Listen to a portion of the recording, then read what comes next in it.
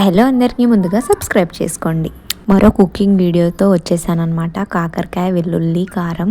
ముందు కాకరకాయని ఇలా రౌండ్ షేప్లో కట్ చేసుకొని ఉప్పు వేసి నానబెట్టేసుకొని తర్వాత వాటర్లో 2 టైమ్స్ ఇలా కడిగేసుకోవాలన్నమాట.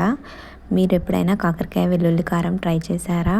ఇలా ట్రై చేయండి, అస్సలు చేదు ఉండదు, మస్తు టేస్ట్ ఉంటుందన్నమాట. మా పిల్లలు కూడా బాగా ఎంజాయ్ చేస్తూ తింటారు. 5 మీడియం సైజ్ ఉల్లిపాయలు తీసుకున్నాను, కొన్ని వెల్లుల్లి రెబ్బలు తీసుకున్నాను. దానికి సరిపడా ఇలా ఆనియన్స్ని పెద్ద పెద్ద ముక్కలుగా కట్ చేసుకొని మిక్సీ జార్లో వేసుకున్నాను అనమాట. వెల్లుల్లి రెబ్బలు కూడా ఇందులో వేసేసుకొని కొంచెం సాల్ట్ వేసుకొని దీన్ని మిక్సీ పట్టేసుకోవాలి. టేస్ట్ అయితే బాగుంటుంది, అస్సలు చేదు ఉండదు అనమాట. కాకరకాయ నచ్చని వాళ్ళకు కూడా కాకరకాయ బాగా నచ్చుతుంది.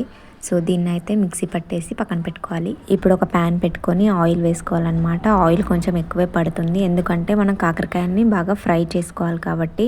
సో ఇలా ఆయిల్ వేసుకొని అది వేడయ్యాక కాకరకాయని వేసుకొని బాగా ఫ్రై చేసుకోవాలి. గోల్డెన్ కలర్లో వచ్చేంత వరకు వీటిని ఫ్రై చేసుకొని పక్కన పెట్టుకోవాలన్నమాట. ఆనియన్ వెల్లుల్లిని ఇలా కొంచెం బరకగా పేస్ట్ చేసి పక్కన పెట్టేశాను. సో ఇవైతే గోల్డెన్ కలర్లో వచ్చేసాయి కాకరకాయలు. ఇప్పుడు వీటిని తీసి పక్కన పెట్టేసుకోవాలి. కొంచెం టైం టేకింగ్ ప్రాసెస్ అనమాట, నిదానంగా చేసుకోవాలి. ఇప్పుడు అదే ప్యాన్లో కొంచెం ఆయిల్ తీసేసి అందులో మనం ముందుగా ప్రిపేర్ చేసుకున్న ఆనియన్ వెల్లుల్లి పేస్ట్ని వేసి దీన్ని బాగా ఫ్రై చేసుకోవాలి. లో ఫ్లేమ్లో చేసుకోవాలన్నమాట. ఆనియన్ వేగాలంటే చాలా టైం పడుతుంది. ఇందులోనే కొంచెం సాల్ట్ వేసి దీన్ని బాగా ఫ్రై చేసుకోవాలి. నాకైతే చాలా ఫేవరెట్ అనమాట ఈ వెల్లుల్లి కారం.